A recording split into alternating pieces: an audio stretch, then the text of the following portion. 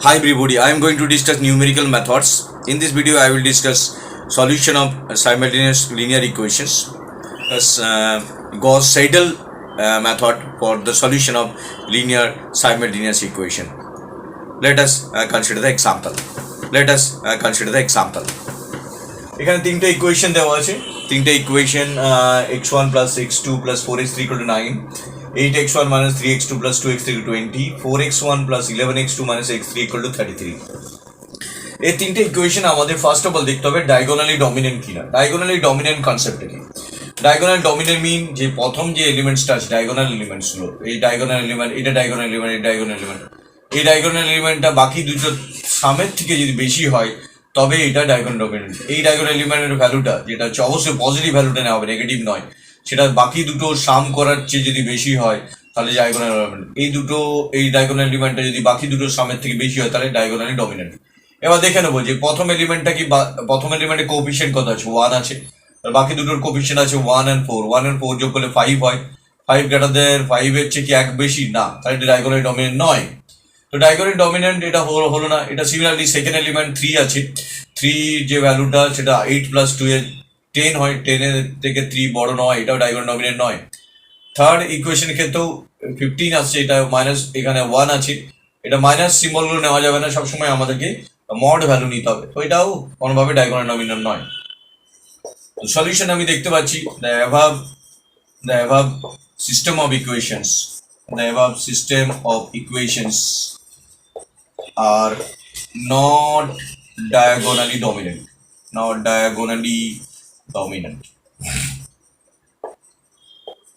The above system of equations are not diagonally dominant. তো এগুলো diagonally dominant নয়। Diagonally dominant কনসেপ্টটা কি? ডায়াগোনাল ডমিনেন্ট হচ্ছে যে ইকুয়েশনটা দেবে সেই ইকুয়েশনের প্রথম যে এলিমেন্টটা আছে, প্রথম এলিমেন্টটা বাকি দুটো এলিমেন্টের সামের থেকে বেশি হবে। আবার সেকেন্ড ইকুয়েশনের দ্বিতীয় এলিমেন্টটা বাকি দুটোর সামের থেকে বেশি হবে, বেশি বা সমান হতে পারে। তৃতীয় ইকুয়েশনের থার্ড এলিমেন্টটা বাকি দুটো সামের থেকে বেশি বা সমান হতে হবে, এবং নেগেটিভ নয়, আমাদেরকে মড ভ্যালু নিয়ে ক্যালকুলেট করতে হবে, কার ভ্যালু কোএফিসিয়েন্টগুলো নিয়ে কাজ করতে হবে। তাহলে এখানে দেখতে পাচ্ছি ডায়াগোনালি ডমিনেন্ট নয়। তো ডায়াগোনালি ডমিনেন্ট নয়, Haynes we need to make them diagonally dominant. আমাকে diagonally dominant বানাতে হবে। we need to make them diagonally dominant. যদি diagonally dominant আমাকে বানাতে হয় তাহলে কি করতে হবে? দেখতে হবে যে আমাকে তিনটে ইকুয়েশনের মধ্যে কাকে আমি প্রথম ইকুয়েশন ধরবো, কাকে দ্বিতীয়, কাকে তৃতীয় ধরবো। তাহলে আমাকে ইকুয়েশনগুলোকে অ্যারেঞ্জ করতে হবে। যদি আমি এটাকে প্রথম ইকুয়েশন ধরি, এটা যেহেতু প্রথম এলিমেন্টটা দেখতে পাচ্ছি বাকি দুটো সামের থেকে বেশি, তাহলে আমি দেখতে পাচ্ছি এখানে 8x1 minus 3x2 plus 2x3 equal to 20, এটাকে আমি প্রথম ইকুয়েশন ধরতে পারি। কেন ধরতে পারি? এটা যে এলিমেন্টটা আছে, এটা ফার্স্ট এলিমেন্টটা আছে 8, যেটা ডেফিনেটলি মড ভ্যালু 8, যেটা greater than equal to 3 plus 2, যেটা মড ভ্যালু 3 plus 2 থেকে বেশি বা সমান। তো এটা স্যাটিসফাইড হয়েছে, তাই ইকুয়েশন 1। সেকেন্ড ইকুয়েশন আমি কাকে ধরতে পারি? আমাকে দেখে নিতে হবে যে কার সেকেন্ড এলিমেন্টটা বাকি দুটো সামের থেকে বড়। যেমন 11, এখানে আমি ধরতে পারি 4x1 plus 11x2 minus x3 equal to 33, এটাকে আমি ইকুয়েশন 2 ধরতে পারি। কেন ধরতে পারি? এখানে যে 11 যে সেকেন্ড এলিমেন্টটা সেটা মড ভ্যালুটা definitely greater than equal to 4 plus 1, এখানে যেটা এটা নেগেটিভ আছে, বাট আমাকে কোএফিসিয়েন্টে পজিটিভ কোএফিসিয়েন্ট নিতে হবে, এটা 5 থেকে 11 অনেক বড়। তাহলে আমি সেকেন্ড এক্সপ্রেশনটাও পেলাম, যেটা থেকে ডায়াগোনাল ডমিনেন্ট বলতে পারছি। এবার যদি দেখি যে থার্ড এক্সপ্রেশন কোনোভাবে ডায়াগোনাল ডমিনেন্ট হচ্ছে না, তাহলে আমি বলবো this problem cannot be solve. তো এখানে দেখতে হবে আমাকে থার্ড ইকুয়েশন ডায়াগোনাল ডমিনেন্ট হচ্ছে কিনা। থার্ড ইকুয়েশনে যেটা আছে এটা বাকি আছে, তো এটা যদি বাকি আছে, থার্ড এলিমেন্টটা কি আছে, 4 আছে, তো দেখতে পাচ্ছি ওটাও ডায়াগোনাল ডমিনেন্ট স্যাটিসফাই করে যাচ্ছে। ডায়াগোনাল ডমিনেন্ট স্যাটিসফাই করে দিলাম, তিনটে ইকুয়েশন আমি পেয়ে যাচ্ছি, যেখানে 4 greater than equal to 1 plus 1 আমি ম্যাচ করাতে পারছি, যেটা হচ্ছে 2, 4 গ্রেটার দেন 2। তাহলে প্রত্যেকটাই ডায়াগোনাল ডমিনেন্ট স্যাটিসফাই হচ্ছে। diagonally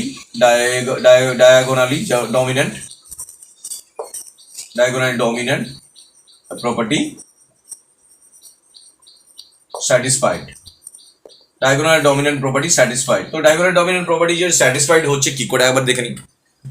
তো আমাদেরকে দেখতে হবে ডায়াগোনাল এলিমেন্ট গুলো এই দুটোর থেকে এটা বড়, এই দুটো, এটা বাকি দুটোর সামের থেকে বড়, এটা বাকি দুটোর সামের থেকে বড়, এবং ডায়াগোনাল এলিমেন্ট গুলো দেখতে পাচ্ছি বড় 8, 11, 4, বাকি এই রো ওয়াইজ যতগুলো এলিমেন্ট আছে, কলাম ওয়াইজ যতগুলো এলিমেন্ট আছে তার মধ্যে 8 বড়, এই কলাম ওয়াইজ যতগুলো এলিমেন্ট আছে 11 বড়, এই কলাম ওয়াইজ যতগুলো এলিমেন্ট আছে 4 বড়। তো ডায়াগোনাল এলিমেন্টস আমি ডায়াগোনালি ডমিনেন্ট স্যাটিসফাই হচ্ছে। ডায়াগোনালি ডমিনেন্ট যদি স্যাটিসফাই না করি তাহলে এটা সলিউশন পসিবল হবে না। তাহলে প্রথম কাজ আমাদের হয়ে গেছে। এবার দ্বিতীয় কাজ কি হবে? দ্বিতীয় কাজ হবে প্রথম ইকুয়েশন থেকে, ফ্রম ইকুয়েশন 1, যদি ইকুয়েশন 1 থেকে নিই আমি 8x1 তাহলে -3x2 plus 2x3 equal to 20 দেওয়া আছে। প্রথম x1টা রেখে দিয়ে বাকিগুলো ওই পাশে পাঠিয়ে দিচ্ছি। 20 -20 ওদিকে নিয়ে চলে আসছি, plus 3x2 -2x3। x1 equal to কি পাচ্ছি? 20/8 প্লাস 3/8 x2 -2/8 x3। এবার আমার এই ভ্যালুগুলো আমি ক্যালকুলেট করে রাখবো, প্রত্যেকটা ক্যালকুলেশন আমি করে রাখবো। 20/8টাও আমি ক্যালকুলেট করে রাখবো, 3/8 আর 2/8 ক্যালকুলেট করবো। 20/8 আমরা পাচ্ছি, 20/8 যদি ক্যালকুলেট করি 20/8 ইকুয়াল টু ক্যালকুলেটার হেল্প নিয়ে 2.5, 3/8 যদি ক্যালকুলেট করি, 3/8 আমরা যদি ক্যালকুলেট করি তাহলে আমরা পাচ্ছি 0.375। আমি দশমিক পর 3টে ঘর নেবো, 0.375। আর 2/8 ক্যালকুলেট করতে পারছি, 2/8 আমি ক্যালকুলেটারে নিয়ে হেল্প নিয়ে ক্যালকুলেট করছি, 0.25। পরীক্ষার সময় ক্যালকুলেটার অ্যালাউ।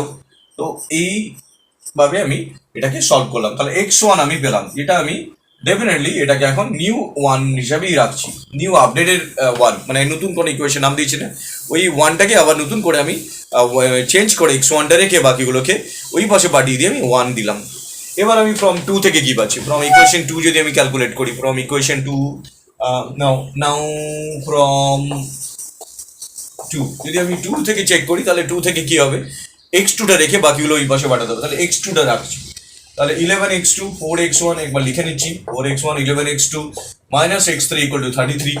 তো এখান থেকে x2টা রেখে 11x2 equal to 33 -4x1 plus 4x3, তাহলে x2 ইকুয়াল টু কি পাচ্ছি? 33/11 -4/11x1 plus 1/11 x3। x2 equal to আমরা পাচ্ছি 3 -4/11টা ক্যালকুলেট করে নিচ্ছি, 4/11 ইকুয়াল টু 0.3636। এটা আমি দশমিক 3টে ঘর নিচ্ছি, 367 করে দিচ্ছি রাউন্ড অফ করে x1। আর প্লাস 1/11 আমরা পাচ্ছি 1/11 আমরা ক্যালকুলেট করে নিচ্ছি 0.090 এটা একটু মুছে দিচ্ছি, 0.090 x3। তো এটাকে আমি আবার ইকুয়েশন রাখছি। এই ইকুয়েশন গুলোতে আমি প্রত্যেকটা নাম্বারিং আবার নিউ ভাবেই 1 2 হিসাবে রাখছি, নতুন করে নাম দিচ্ছি না। তোমরা পারলে এটা 1 2 3 4 5 6 দিতে পারো। নাও ফ্রম 3 নম্বর ইকুয়েশন থেকে আমরা কি পাচ্ছি? 3 নম্বর ইকুয়েশন থেকে x3টা রেখে দিয়ে বাকিগুলো ওই পাশে পাঠিয়ে দেবো। তাহলে x1 plus x2 plus 4x3 equal to 9।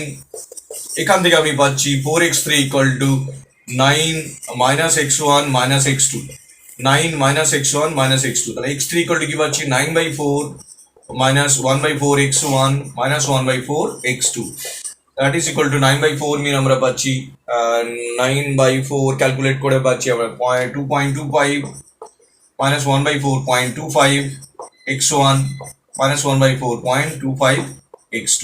তো এইভাবে আমি তিনটে ইকুয়েশনকে ডায়াগোনালি ডমিনেন্ট প্রুভ করলাম। ডায়াগোনাল ডমিনেন্ট নিয়মটা কি হলো? আমাকে দেখতে হবে প্রত্যেকটা এক্সপ্রেশনের প্রথম এলিমেন্ট, আমি যাকে 1 নম্বর ইকুয়েশন ধরবো তার প্রথম এলিমেন্ট বাকি দুটো সামের থেকে বেশি হবে।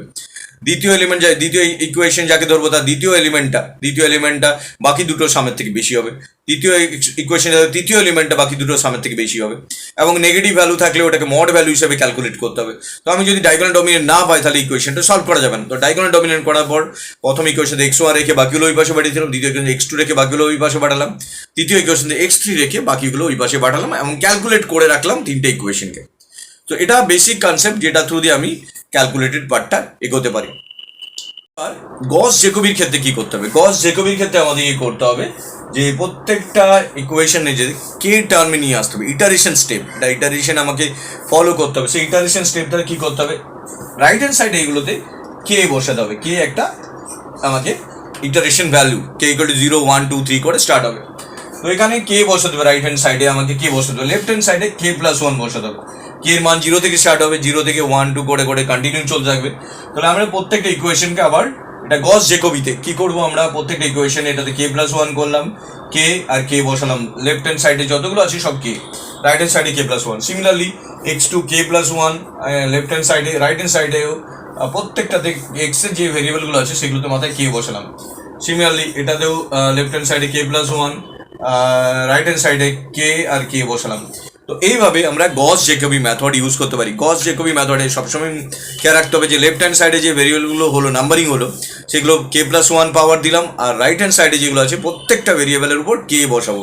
তারপর আমি স্টেপটা কে ইকুয়াল টু 0 থেকে তিনটে ইকুয়েশনের উপর অ্যাপ্লাই করব। প্রথম স্টেপটা সেম, আমাকে ডায়াগোনাল ডমিনেন্ট চেক করে নিতে হবে। তারপর গস জেকবিতে কি হয়, প্রত্যেকটা লেফট হ্যান্ড সাইডে আমাকে কে প্লাস ওয়ান, রাইট হ্যান্ড সাইডে কে, মানে প্রত্যেকটা কে এর জন্য কে প্লাস ওয়ানের ভ্যালুটা পাবো। কিন্তু আমি যখন গস সেটেল করবো তখন সেখানে আপডেটেড ভ্যালুটা ইউজ হবে। আপডেটেড ভ্যালুটা কীভাবে ইউজ হবে, আপডেটেড ভ্যালুটা ইউজ হবে যদি আমরা প্রথম ইকুয়েশনে ধরি তাহলে এখানে কেই বসাবো রাইট হ্যান্ড সাইডে কে, আর এটা হচ্ছে কে প্লাস ওয়ান। তো এখন আপডেটেড ভ্যালু বলতে এক্স ওয়ানের কে প্লাস ওয়ানের ভ্যালু পাওয়া গেছে। আগে কী করতাম, গস জেকবিটা করতাম প্রত্যেকটাই লেফট হ্যান্ড সাইডে K plus one, right hand সাইডে কে। গস সেটেল কিন্তু একটু চেঞ্জ আছে, আপডেটেড ভ্যালু নেওয়া হবে। কীভাবে তোমরা খেয়াল করো, তো এখানে আমি এটা প্রথমে কে বসালাম প্রথম ইকুয়েশন, দ্বিতীয় এক্সপ্রেশনে এক্স টুটা যখন বার করছে x two K plus one, left hand সাইডে সবসময় কে প্লাস ওয়ান হবে, সবসময় কে প্লাস ওয়ান হবে। এবং এখানে এখন এক্স থ্রি যেহেতু আপডেটেড মান বেরোয়নি, এক্স থ্রি কেই থাকলো, এক্স ওয়ানের এখন নতুন আপডেটের মান বেরিয়েছে, সেইটার মানটা এখানে রিপ্লেসড হবে। এটাই গস জেকবি আর সেটেলের মধ্যে ডিফারেন্স। সেটেলিতে আপডেটেড যে মানটা পাওয়া গেল সেই মানটা এখানে বসাবে, যেহেতু আগে কোনো আপডেটের মান পাওয়া যায়নি তাই কেই ছিল, এখন যেহেতু এক নম্বর ইকুয়েশন বেরিয়ে এসছে তাই এক নম্বর ইকুয়েশনে আপডেটেড ভ্যালুটা বসানো হলো। 3 নম্বর ইকুয়েশন এখন দেখা যাচ্ছে এক্স ওয়ানেরও আপডেটেড ভ্যালু পাওয়া গেছে, এক্স টুর আপডেটেড ভ্যালু, তাই প্রত্যেকটাই কে প্লাস ওয়ান দিয়ে রিপ্লেস করা হলো, কে প্লাস ওয়ান দিয়ে। For Gauss saddle method, Gauss saddle ক্ষেত্রে আমরা দেখেছি যে লেফট হ্যান্ড সাইডে যখন আমরা কে প্লাস ওয়ান বসেছি কে প্লাস ওয়ান দুটোই আছে, কিন্তু রাইট হ্যান্ড সাইডে আপডেটেড ভ্যালুসগুলো নেওয়া হবে। যেমন এখানে ছিল কে, এটা কে, একটা স্টেপ করার পর পরের স্টেপে আপডেটেড ভ্যালু পাওয়া গেছে তাই এটা কে প্লাস ওয়ান। কিন্তু গস জেকবির ক্ষেত্রে কি ছিল, সবকটা কে ছিল রাইট হ্যান্ড সাইডে, সবকটা কে ছিল, আর এটাগুলো কে প্লাস ওয়ান আপডেটেড ভ্যালুগুলো ছিল না কোনোটাতে। কিন্তু যখনই এখানে গস সেডেল বলছে কি নিউ আপডেটেড ভ্যালু যেটা পাচ্ছি সেই নিউ আপডেটেড ভ্যালুকে এখানে পুট করবো। যেমন এখানে আমি এক্স ওয়ান কে প্লাস ওয়ানে আপডেটেড ভ্যালু পাচ্ছি, সেটা আমি এখানে যদি বসিয়ে দিই তাহলে নিউ আপডেটেড ভ্যালু পাবো, এবং এই দুটোই নিউ আপডেটেড ভ্যালু, থার্ডে পাবো নিউ আপডেটেড ভ্যালু, তাহলে এগুলো কে প্লাস ওয়ান হয়ে গেছে। প্রথম স্টেজে তো আপডেটেড ভ্যালু পাওয়া যায়নি তাই প্রথমে একটা ক্যালকুলেট করলাম, যে ভ্যালু পেলাম সেটা দ্বিতীয়তে বসালাম, দ্বিতীয়টা যেহেতু আপডেটেড, প্রথমটাও আপডেটেড, তৃতীয়টা তাহলে আপডেটেড ভ্যালুটাকে ইউজ করবে। এটা হচ্ছে কনসেপ্ট গস সেডেল মেথডে। দেখা যাক গস সেডেলের কম্পিউটেশন টেবিলটা কিভাবে কাজ করে। Computation table, now the computation table, K column করলাম X one K plus one, X two K plus one, যদি ভেরিয়েবলগুলোর নাম হচ্ছে X one X two X three ফর্মেটে আছে, X three K plus one হিসেবে আমরা তিনটে কলামকে এখানে রাখলাম। ইনিশিয়ালি আমরা যদি আমি ইনিশিয়ালি দেখি তাহলে এক্স ওয়ানের zero, x one zero, x two zero, x three zero, এটা সবসময় আমাদের জিরো রাখতে হবে। তোমরা যদি এটা কলামটার নাম এক্স ওয়ান কে, এক্স টু কে, এক্স থ্রি কে হিসেবে দাও তাহলে এখানে কে করে জিরো বসাতে পারো, বাট আমি যেহেতু ডাইরেক্টলি আপডেটেড ভ্যালুটা চাইছি তাই কে প্লাস ওয়ান হিসাবে এগুলো রাখছি। ইনিশিয়াল বলে এটা রাখলাম, এইবার কে ইকুয়াল টু জিরোটা স্টার্ট করলাম, কে ইকুয়াল টু জিরোটা স্টার্ট করলাম, কে ইকুয়াল টু জিরো থেকে বাকি স্টেপগুলো এগোবো আমি। কে ইকুয়াল টু জিরো যদি বসা তাহলে কি পাবো, এখানে এক্স ওয়ান ওয়ান পাবো, এটা এক্স টু ওয়ান পাবো, এক্স থ্রি ওয়ান পাবো, তাহলে ভ্যালুসগুলো ক্যালকুলেটেড হবে। তো যদি K equal to one zero বসে তাহলে এটাতে আমি জিরো প্লাস ওয়ানে ওয়ান পাবো।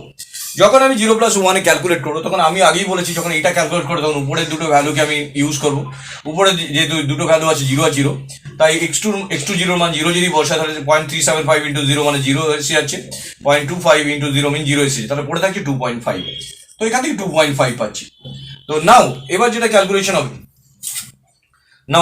ক্যালকুলেশন হবে, এই এক্স টু ওয়ানটা ক্যালকুলেট হবে। যখন আমি হাত দিয়ে চাপা দেবো, গস জেকবি নিয়ম কি ছিল, এই দুটো ভ্যালুই বসাতাম এখানে দ্বিতীয়টা ইকুয়েশন, এটা যখন হাত দিয়ে চাপা দেবো তখন উপরে দুটো ভ্যালুই বসাতাম। কিন্তু গস সেডেল কি বলছে দেখো, গস সেডেল বলছে না, তোমাকে আপডেটেড ভ্যালুটা নিতে হবে। আপডেটেড ভ্যালু কি, আপডেটেড ভ্যালু ডেফিনেটলি যখন আমি এটা হাত দিয়ে চাপা দিচ্ছি আমার সামনে এই জিরো আছে আর এই 2.5টা আছে, তো আমাকে 2.5 এর মানটা ইউজ করতে হবে না, উপরে জিরো জিরো নিয়ে বসিয়ে তৃতীয়টা পাবো সেটা নয়, সেটা আমাদের গস জেকবিতে করেছি। গস সেডেল আমাকে যখন এটা হাত দিয়ে চাপা দেবো তখন উপরে দুটো ভ্যালু নিচের একটা 2.5 আছে, তাহলে এই দুটোর মধ্যে আপডেটেড ভ্যালুটা 2.5টা আমি বসাবো এক্স ওয়ানের জায়গায়, আর এক্স থ্রি ভ্যালুটা জিরো যেরকম আছে, যেরকম আমি বসিয়ে দেখি কি হচ্ছে। এই ক্যালকুলেশনগুলো তোমরা নিজেরা ক্যালকুলেট করে নিও। ক্যালকুলেটার দিয়ে আমি দুটো স্টেপ দেখাচ্ছি, তারপর আমি পুরো টেবিলটা তোমাদেরকে দিয়ে দেবো, তাহলে তোমরা ক্যালকুলেট করে মিলিয়ে নিতে পারো। তাহলে এখানে কি পাচ্ছি, যেহেতু আমি এটা হাত দিয়ে চাপা দিলাম, তাহলে এখানে এই ভ্যালুটা আছে, এই ভ্যালুটা আছে, এই ভ্যালুটা আছে। তাহলে এই ভ্যালুটার আর কোনো আপডেটের মান নেই, পুরনো একটাই। এই ভ্যালুটার দুটো ভ্যালুর মধ্যে এটা আপডেটের মান আছে, তাহলে এটা বসাবো। তাহলে 3 - 0.367 ইন্টু 0.367 ইন্টু x1 এর এখন আপডেটের ভ্যালুজ আছে, তাহলে 2.5 বসাচ্ছি। 2.5 প্লাস 0.09, এখানে এটা 1/11 = 0.09, এটা ক্যালকুলেশন সময়টা মিস্টেক হয়েছিল, বাট এটা আমি আপডেটেড করে নিচ্ছি। 0.09 ইন্টু 0, কারণ x3 এর কোনো আপডেটের মান নেই, পুরনো একটাই মান আছে, ইন্টু 0। তো এটা থেকে আমরা কি পাচ্ছি, 2.08 আমি বসিয়ে দিলাম। সিমিলারলি x3 1টা যখন ক্যালকুলেট করবো 3 নম্বর ইকুয়েশন থেকে x3 1টা, তখন আমি যদি এটা আগে চাপা দিই, তাহলে আমার সামনে এই দুটোর ভ্যালু দুটো ভ্যালুস আছে, কিন্তু আপডেটেড ভ্যালু কি 2.5 2.08, তাহলে আমি ওই ভ্যালুটাই বসিয়ে এটা x3 ভ্যালুটা পাবো। তাহলে x3 তে যখন বসাবো তখন 2.25 মাইনাস 0.25 ইন্টু x1 এর যে আপডেটেড ভ্যালু আছে সেটা 2.5 বসাবো, into 2.5 into 2.5 minus, again minus আছে, মাইনাস 0.25 ইন্টু x2 যে আপডেটেড ভ্যালু আছে 2.08, দুটো ভ্যালুর মধ্যে আপডেটেড ভ্যালু এটা হচ্ছে 2.08 বসাবো। তাহলে এখান থেকে কি পাচ্ছি, 1.10। তো এই স্টেপটা মনে রাখবে তোমরা, গস সেডেল টেকনিকটা গস জেকবির থেকে আরো ফাস্টার, কারণ কি এটা আগের ভ্যালুসগুলো পেয়ার ভ্যালুস নিয়ে পেয়ার ভ্যালু পাচ্ছে না, আপডেটেড ভ্যালুস নিয়ে আপডেটেড ভ্যালুস পাচ্ছে। এবার যখন আমি ক্যালকুলেট করবো k = 1, সেম ভাবে আমি করে যাব। যখন আমি এটা ক্যালকুলেট করবো এই ভ্যালুটা, তখন 1 নম্বর ইকুয়েশন বসাবো, তখন উপরে দেখতে পাচ্ছি এই দুটো মানই আছে, দুটো মানই বসাবো। তো যখন এটা ক্যালকুলেট করবো তখন এই মানটা অলরেডি এসে যাবে, তাহলে এইটা পুরোনো মান আর এই মানটা নেবো। তখন এটা ক্যালকুলেট করবো, তখন নতুন দুটো মান এখানের একটা আপডেটের, এখানে আপডেটের মান পাবো, তাহলে এই দুটো তোমরা করতে চাও চলবে। যতক্ষণ অবধি সেম দুটো মান পেয়ার ওয়াইজ করে না মিলছে, দশমিক যে কর মেলাতে বলেছে, ততক্ষণ অবধি আমি করে যাবো। তো এইভাবে আমি গস সেডেল মেথডটা করবো। তো আমি এখানে টেবিলটাতে দিয়ে দিচ্ছি যে তোমরা কি অ্যান্সার পাবে, তোমরা বাড়িতে ক্যালকুলেট করে ভিডিওর ক্যালকুলেশনের সাথে মিলিয়ে নিও। এই পুরো টেবিলটা আমি এখানে দিয়ে দিয়েছি, এটা তোমরা ক্যালকুলেট করে মিলিয়ে নিও। দেখো কতগুলো কম স্টেপের মধ্যে হয়ে গেছে, k = 2 বা ম্যাক্সিমাম 3 অবধি গিয়ে তুমি এক্সাক্ট যদি মেলাতে চাও 3 অবধি গিয়ে করতে পারো। তো আগেরটাতে 6টা স্টেপ লেগেছিল, এখানে তার অনেক কম স্টেপে গিয়ে কমপ্লিট হয়ে যাচ্ছে এবং সলিউশন আমরা পেয়ে যাচ্ছি। সলিউশন বুঝবো কি করে ঠিক হয়েছে, এই যে পেয়ারটা দশমিকের পর দেখলাম এটা মিলে গেছে একদম, এটা যদি রাউন্ড আপ করি 2 আসবে, এটাও রাউন্ড আপ করি 1 আসবে। তাহলে আমি যদি রাউন্ড আপ করে ক্যালকুলেট করে নিই, তাহলে দেখতে পাচ্ছি আমার সামনে x1 এর মান পাচ্ছি 3, x1 মান 3। তখন ফাইনালি যখন x1 অ্যান্সার করবে, তখন উপরে যে পাওয়ারগুলো আছে সেগুলো লেখার দরকার নেই, x1 3, x2 2 অ্যান্ড x3 হচ্ছে 1। তো এটা হচ্ছে আমার গস সেডেলের সলিউশন। এই সলিউশন ঠিক হয়েছে কিনা তোমরা মিলিয়ে নিতে পারো, গস জেকবি সেডেলের দুটোর ক্ষেত্রে মিলিয়ে নিতে পারো। LHS = RH যদি হয়ে যায় তাহলে সলিউশন মিলে গেছে। তো thank you very much for watching this video, thank you.